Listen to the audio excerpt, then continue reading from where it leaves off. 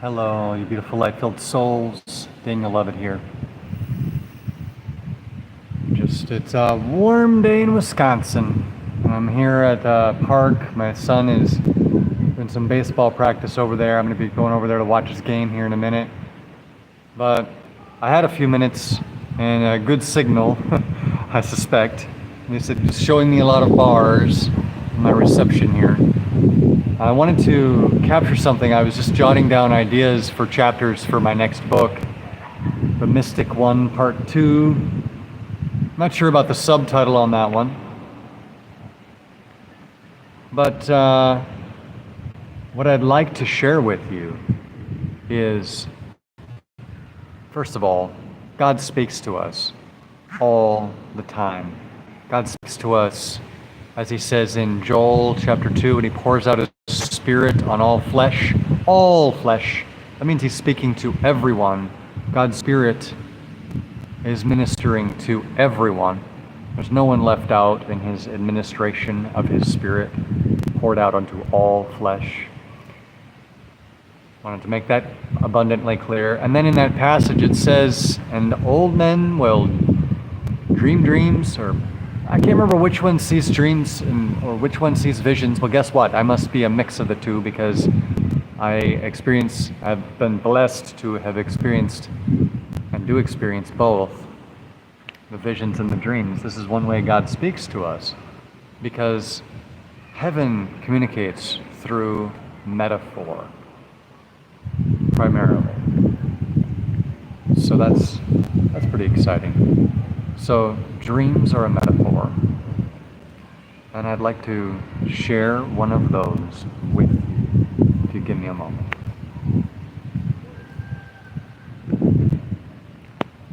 All right, well, I entitled this talk, A Dragon Named Fear. I figured that is a really cool title for a chapter, isn't it? A Dragon Named Fear.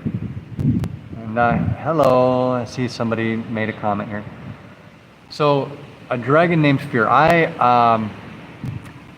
had this dream, God dream, years ago, where he was showing me kind of what humanity does. Oh my gosh, I have another thing coming to mind right now. I want to get in before the dream, okay? I once had this vision experience. I was in prayer with a friend, and all of a sudden I just ascended out of my body, if you will, ascended into the heavenlies. I don't know how it happens for you, but it was quite a mystical experience for me. And I was communing with an archangel, basically. I ascended into an archangel mind, and perhaps this is the archangel I'm a part of, because we're all a part of, I believe, archangels, as they are simply social memory complexes made up of billions and trillions of us, and maybe one of them is named human, or whatever. I don't know.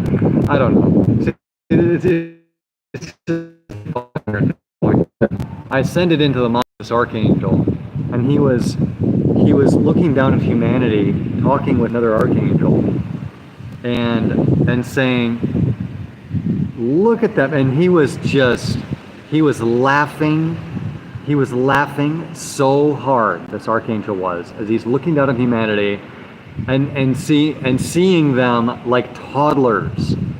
Just for no reason at all, this toddler turns to another toddler and says, I'm afraid, and just like conjures up this fear, right? And then this other toddler looks back at him and says, I'm afraid because you're afraid. And then this other toddler's like, I'm more afraid because you're afraid that I'm afraid. And just the inanity of it, the insanity of it.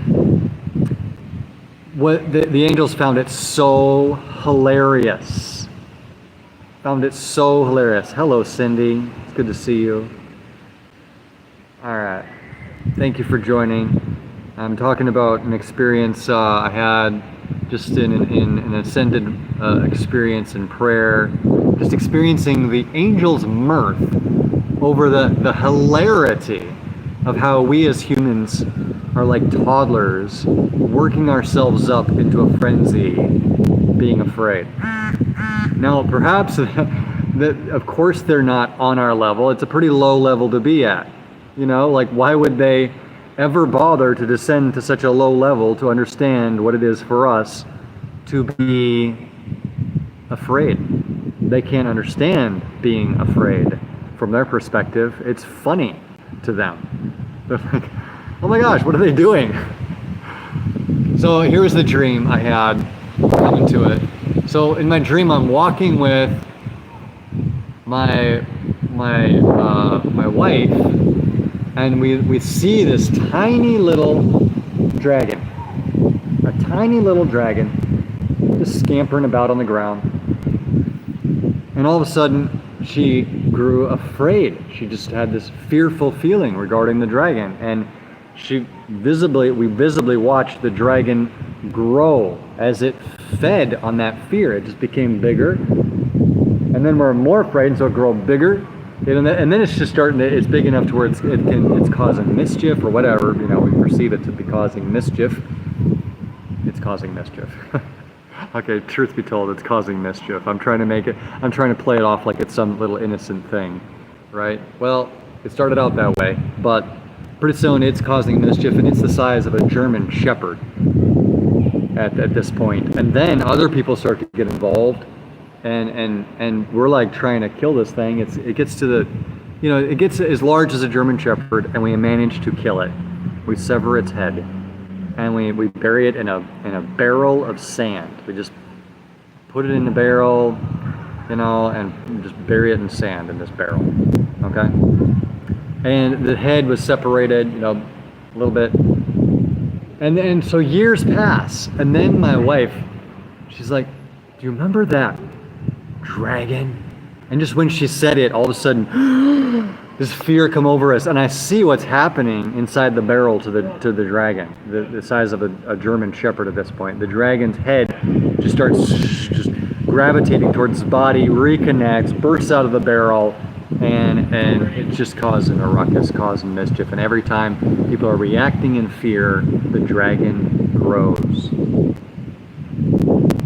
Until this dragon the army is called up, the Navy, the Air Force, everybody's called up. Militaries are trying to deal with this dragon, and they thought the only way we can kill this dragon is with a nuclear bomb. Let's get it out over this remote area. And the remote area, was out west in America somewhere, and some quick little delivery, it was like an F-16 or something, whatever, delivering this small nuclear payload to this dragon. Well, lo and behold, the dragon, who's full, he's smog at this point. He is something to be contended with. He grabs this plane and hurls it, flies with it, hurls it into Yellowstone supervolcano to boom. Cause a whole lot of ruckus. Now, Jesus was indicating to me that our fear, though it's insane, it's so insane in the economy of the fact that we live and move and have our being in perfect love at every given moment. It's insane for us to be afraid in this condition that we so lovingly find ourselves in. Our fear still has consequences. This insanity has consequences for all those who give into it and yield to this insanity. So I just wanted to get on here and capture that and just talk about, because overcoming fear is a huge I hear the Lord's encouragement right now. He's like, tell him the story. I'm like, okay, fine, I'll tell him the story. Listen, overcoming fear is just a decision you have to make. You just have to say no. Don't be afraid. Don't give in. Do you know how many times it says don't be afraid in the Bible? I'm pretty sure, like there's been sermons that have been preached about this, so that's why it's so, it's 365 times. 365 times an angel or God says, do not be afraid, do not fear. Jesus himself starts out John 14 by saying, do not let your hearts be troubled, neither let them be afraid. You know, and worry is a form of fear. Jesus says, why do you worry about what you'll eat or what you wear or what you'll drink or whatever? Isn't life more than food and clothing? Look at the sparrows. Doesn't God, feed them? Are you not much more valuable than they? Who have you been worrying can add a single hour to his life or a single cubit to his stature or something like this? I can't remember the exact translation, but I'm thinking in King James right now. But he's basically saying, don't worry. Don't worry. Don't you worry about a thing. Worry is a form of fear. Worry is a form of fear. I preached a sermon today at my nursing home concert, just telling them, I said, you know what, Peter's advice to us, 1 Peter 5:7, it says, cast all your cares on the Lord because he cares for you. Cast all your cares. What cares are you left with if you just did that? If you cast all your cares? None. Spoiler alert, none. Once you cast all your cares, you're carefree. You're carefree in the care of God, in the care of your good shepherd and overseer of your soul, the guardian of your soul, who cares for you deeply. He doesn't want you even to worry. He doesn't want you to partner with any frequency of hell, any frequency other than the frequency of perfect love that casts out all fear. Do you understand me? Did you hear that? That was like, I just dropped the bomb there. 1 John chapter 4. Perfect love casts out all fear, because fear has to do with what? Fear has to do with punishment. Do you think there's any punishment God has reserved for you or I post the cross, where he absorbed whatever kind of punishment? And do you honestly think it was God punishing Jesus on our behalf? That's a big can of worms to open, but I don't mind opening it. I don't mind opening a can of worms on my show. I don't. The way I picture the atonement is Jesus, and I interviewed Brad Jersak about this, and it's not just because I believe Brad Jersak and Brad Jersak said so. No, I've looked into the Hebrew words and what's translated as atonement. And what is the word? What is the word? Mercy seat. Mercy seat. Mercy seat. That is, oh my gosh.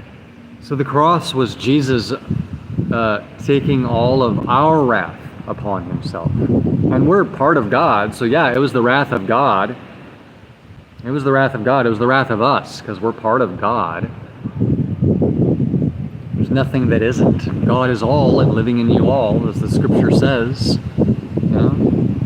What an eye-opening thing when you realize, wow, let there be light, and there was light.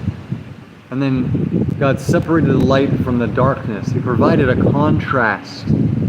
He provided a contrast so that the light could be more fully known and appreciated and savored and rejoiced over and praised for all eternity. He reserved a certain one, the mystic one, his son, Yeshua HaMashiach, to be the eternal mystery that will forever captivate our rapt attention. That means we're fascinated by what we see and hear from this one, this mystic one, who forever remains a mystery. You never are bored. He reserves this one to be your significant other and your very best friend, your constant companion, even in hell, as David wrote. Though I make my bed in the depths, even there, you're there. He's everywhere. And even the lake of fire is his presence. A lake of fire is his presence. Our God is a consuming fire. And as the sinners in Isaiah 33 said, what did they say? Who of us can dwell with everlasting burning? Guess what? The answer is provided for you in Isaiah 33. Look it up. Look it up. You become like him. You become a burning one yourself. You're symbiotic with the source. That's the message. That's the lesson in this. And if he's not afraid, you're not afraid. You, as Jesus Christ is, so you are. As he is, so are we in this world. Are you beginning to get the picture here? You're fearless, just like Jesus, just like your Savior. So the story he was encouraging me to bring up was this. Be the change you want to see in the world. I played the song, what's it called? I'm asking you. I played a song from The Greatest Showman about having a dream, a million dreams. We're all having a dream. It's a million dreams. That's what it's going to take. And so to institute your dream to make this world a better place, to make this world heaven on earth with what you're contributing to this planet. I mean, I've recorded several albums. I've daily father, 4 children, and trying to be a good husband to my wife, and a good friend to my friends, and a blessing to everyone I minister to in nursing homes, and wrote a book now, published author, whatever, blogging. I'm doing my best to make heaven on earth every day. What are you doing to make heaven on earth? To manifest, co-create with God, heaven on earth. Your dream matters. Your part that you play in making heaven on earth matters. And so, hi kids. How are you? Awesome. Do you have a brother playing baseball over there? Yeah, my son's over there playing baseball too. Yeah, his name's Elijah. Yeah. Well, see you later. So I didn't want to say this part while they were just standing right there. It's not fit for little kid ears, apparently. But Jesus told me, and this is how he speaks to me sometimes, because I'm a little rough around the edges sometimes. Not really though. Not really though. I'm kind of sweet and innocent, honestly. What he told me, Jesus said, regarding my dreams to make the world a better place, regarding what he's calling me to do, he said, shit or get off the pot. That's how he put it. That's what he says. And he even dropped a bullshit in my book. He dropped a bullshit in the chapter dedicated to him. The epilogue.